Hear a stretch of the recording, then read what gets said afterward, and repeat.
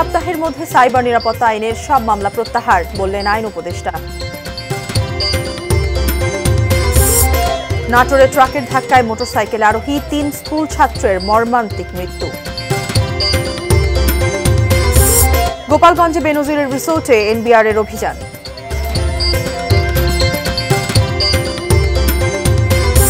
এবং এখনো বই পায়নি বেশিরভাগ শিক্ষার্থী, অভিভাবক ও শিক্ষকদের উদ্বেগ।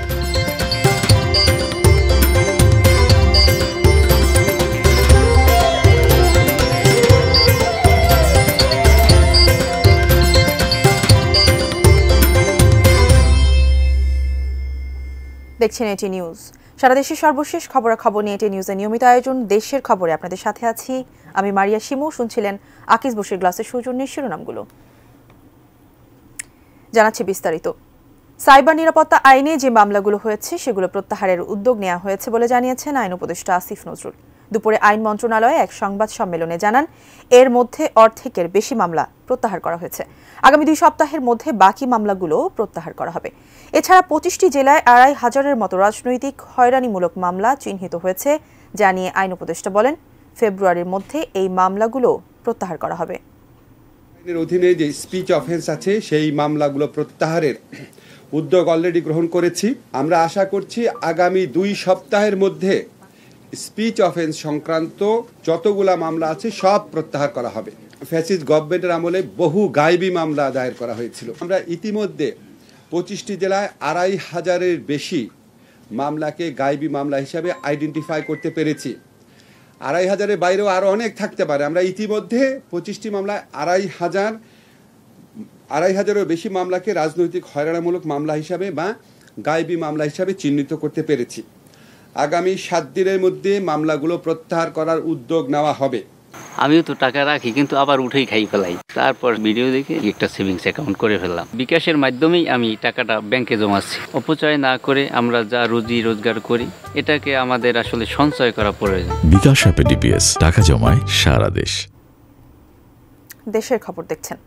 নাটোরের লালপুরে ট্রাকের ধাক্কায় মোটরসাইকেল আরোহী 3 স্কুল শিক্ষার্থীর মর্মান্তিক মৃত্যু হয়েছে।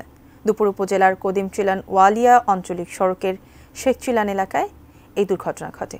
পুলিশ জানায় 10ম শ্রেণীতে পড়ুয়া ওই 3 বন্ধু মোটরসাইকেলে করে ধলা হিন্দুপাড়া যাচ্ছিল। শেখচিলান এলাকায় পৌঁছালে বিপরীত দিক থেকে আসা একটি ট্রাক তাদের মোটরসাইকেলে ধাক্কা দেয়। এতে ঘটনাস্থলেই শ্রাবণ ও বিধান নামে 2 জনের মৃত্যু হয়। হাসপাতালে নেয়ার পথে মারা যায় গুরুতর আহত তাদের আরেক বন্ধু স্বপন।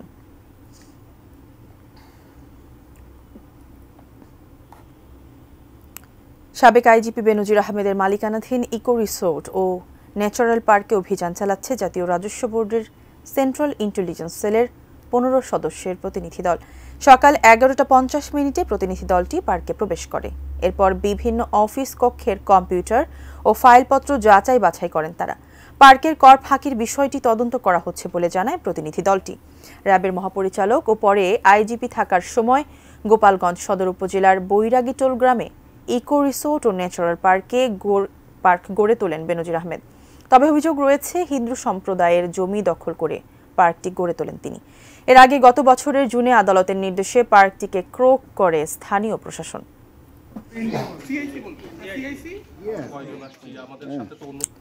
দেশের খবরে নিচ্ছে একটি বিরতি, ফিরছে কিছুক্ষণের মধ্যে, সঙ্গেই থাকুন।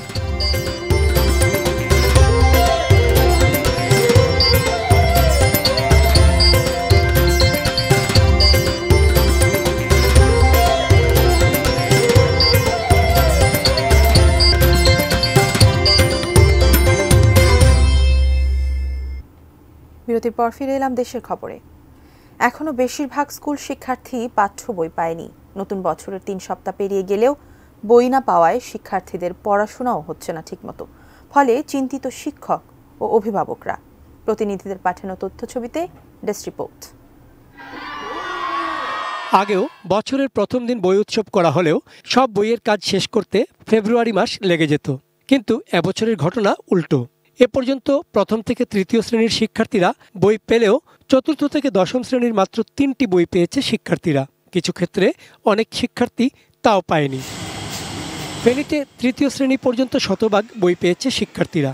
চাহিদা অনুযায়ী মাধ্যমিক শ্রেণীর বই এখনও আসেনি। পুরোপুরি বই না পাওয়ায় শিক্ষার্থীরা কিছুটা অলস সময় পার করছে।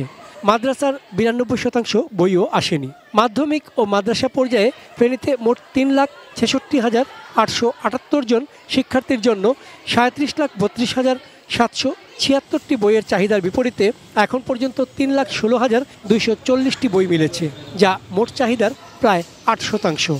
এখন পর্যন্ত 3টা বই পেয়েছি, আর বাকি যে বইগুলো পাইনি আমার ধারণা হচ্ছে যে বাকি যে বইগুলো তাড়াতাড়ি চলে আসা ভালো। কারণ হচ্ছে যে এক্সামের কয়েকদিন আগে আসলে আমরা ঠিকভাবে পড়ালেখা করতে পারবো না, তো আমরা চাই যে ফেব্রুয়ারির মধ্যে বাকি বইগুলো আসার জন্য। মাদারীপুরের সব শ্রেণীর শিক্ষার্থী সব ধরনের বই পায়নি।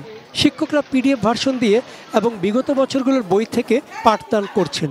প্রথম থেকে তৃতীয় শ্রেণী এবং ষষ্ঠ শ্রেণীর শিক্ষার্থীরা সকল বিষয়ের বই পেয়েছে।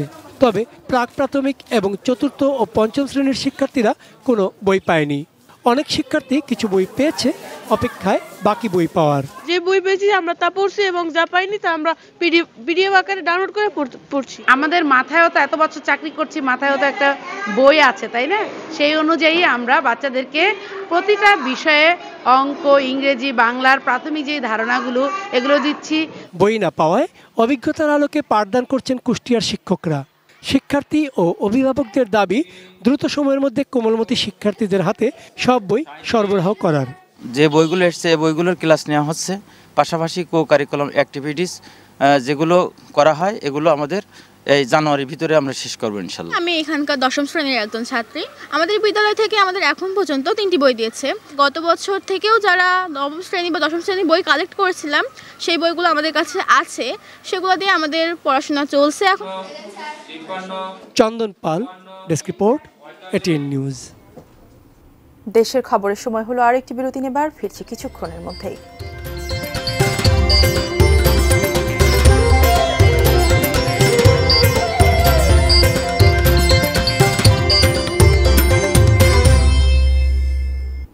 বিরতির পর আবার আমন্ত্রণ, দেখছেন দেশের খবর। এবার হাতিদের সৌজন্যে বাণিজ্য মেলার খবর মেলায় মেলায়।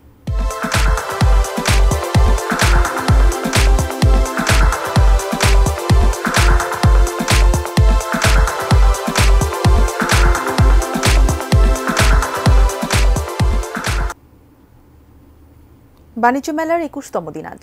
তৃতীয় সপ্তাহে এসে পুরো জমে উঠেছে মেলা। এখন যারা আসছেন তাদের বেশিরভাগই ক্রেতা, কেবল দর্শনার্থী নন। কিছুক্ষণ আগের মেলার পরিস্থিতি জানিয়েছেন সহকর্মী ফেরদৌস রহমান। ঢাকা আন্তর্জাতিক বাণিজ্য মেলার 21তম দিন, আজকে ছুটির দিন নয়, সাপ্তাহিক কর্মদিবস। তারপরেও আমার পেছনে বাণিজ্য মেলার একটি প্রবেশ গেট, আমরা সেই চিত্র দেখাচ্ছি। বাণিজ্য মেলার প্রবেশ গেট দিয়ে কিন্তু যে সংখ্যক মানুষ প্রবেশ করছেন সেটি বলা যাচ্ছে যে এখন ঠিক বিকেল গড়িয়ে যাচ্ছে। বিকেল গড়িয়ে যখন সন্ধ্যা হবে, অর্থাৎ এই যে অফিস শেষ করে যারা আসবেন সেই সংখ্যাটা আরও বাড়বে। তারপরেও আজকে বাণিজ্য মেলার প্রবেশ মুখে যেরকম ভিড়, সেটি বলা যায় যে অনেকটাই একেবারে খুব বেশি না হলেও প্রত্যাশিতই বলা যায়। কেননা এখানে যারা আসছেন তারা মূলত শেষের দিকে বাণিজ্য মেলায় 21 দিন অতিক্রম করেছে, যে কারণে বাণিজ্য মেলা মূলত কেনাকাটার উদ্দেশ্য নিয়েই তারা আসছেন এবং টিকিট কেটে সুশৃঙ্খলভাবে মেটাল গেট দিয়ে তারা প্রবেশ করছেন। আর মেলার খবর যদি একটু বলি, সেটি হচ্ছে যে মেলাতে 21তম দিনে এসে যে কেনাবেচা সেটা অনেকটাই জমজমাট এবং যারা আসছেন তারা কিছু না কিছু সংগ্রহ করার চেষ্টা করছেন। বিক্রেতারাও বলছেন যে তারা বাণিজ্য মেলা নিয়ে এর আগে যেরকম একটা হতাশা ছিল সেই হতাশাটা তাদের কেটে গেছে। বাণিজ্য মেলায় সব ধরনের জিনিসই পাওয়া যায়, এর মধ্যে ইলেকট্রনিক পণ্য রয়েছে, গৃহস্থালির পণ্য রয়েছে, বিভিন্ন রকম আচার, ছোট ছোট শুকনো খাবার বা বিভিন্ন রকম গুঁড়া দুধের যে ব্র্যান্ডগুলো আছে তারা তাদের পণ্যগুলো প্রদর্শন ও বিক্রি করার চেষ্টা করে। আমরা বিভিন্ন রকম স্টলের সাথে কথা বলেছি, বিশেষ করে ছোট ছোট স্টল যারা মেলা কেন্দ্রিক স্টলগুলো দেন তারা বলছেন যে তারা অন্যান্য মেলার তুলনায় বাণিজ্য মেলার একটু লক্ষ্য রেখে একটু পণ্য তারা করার চেষ্টা করেন এবং বেচা বিক্রি তাদের কাছে মনে হচ্ছে যে মধ্যম মানে, তারপরে তারা অনেকটাই খুশি। আজকে মঙ্গলবার, এটা সাপ্তাহিক কর্মদিবস, স্বাভাবিকভাবেই মেলায় মানুষের সংখ্যা কম হবে। তারপরও বাণিজ্য মেলায় হয়তো আগত দর্শনার্থীদের জন্য যারা একটু ভিড় এড়িয়ে বাণিজ্য মেলায় কেনাকাটা করতে চান তারা কিন্তু আজকের দিনটিকে বেছে নেন এবং তারা একটু ভিড় এড়িয়ে একটু দরদাম করে জিনিসটা কেনার চেষ্টা করেন এবং সেই সবগুলো লক্ষ্যই বাণিজ্য মেলা এখানে দিতে পারে। যে লক্ষ্য নিয়ে আসছেন, ঘর সাজানোর জিনিস থেকে গৃহস্থলের জিনিস, একেবারে শুকনো খাবারের আইটেম থেকে সারা বছর রাখা যায় এরকম খাবারের আইটেম, রান্নাঘরে ব্যবহারের সামগ্রী, এরকম যা চাবেন সবই বাণিজ্য মেলায় পাবেন। তবে ছুটির দিনের বাইরে অন্যান্য দিনের যে একটু সুবিধা সেটি হচ্ছে যে দামও একটু কম থাকে এবং মেলায় যে পণ্যটি তারা কিনছে সেটি দেখে যাচাই বাছাই করে কেনার সুযোগ থাকে। আজকে ছুটির দিন ছাড়াই এ কারণে মেলা মেলা শেষের দিকে ভিড় কিছুটা বাড়ছে এবং সময় গড়াতে গড়াতে হয়তো এই ভিড় আরও অনেকটা বাড়বে, কেনাবেচাও আরও জমে উঠবে।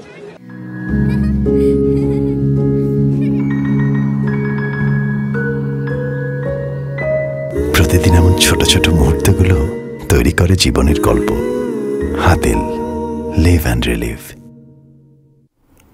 সংবাদ শেষ করব, তবে তার আগে আকিজ বশির গ্লাসের সৌজন্যে শিরোনামগুলো দেখিয়ে দিচ্ছি আরও একবার। 2 সপ্তাহের মধ্যে সাইবার নিরাপত্তা আইনের সব মামলা প্রত্যাহার, বললেন আইন উপদেষ্টা। নাটোরে ট্রাকের ধাক্কায় মোটরসাইকেল আরোহী 3 স্কুল ছাত্রের মর্মান্তিক মৃত্যু। গোপালগঞ্জে বেনজির রিসোর্টে এনবিআরের অভিযান।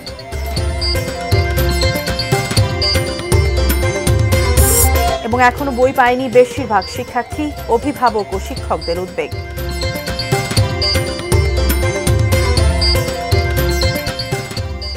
এই ছিল দেশের খবরের সর্বশেষ। কাল আবারও দেখা হবে একই সময়ে। সে পর্যন্ত সবাই ভালো থাকুন, দেখতে থাকুন এনটিভি নিউজ। ধন্যবাদ সবাইকে।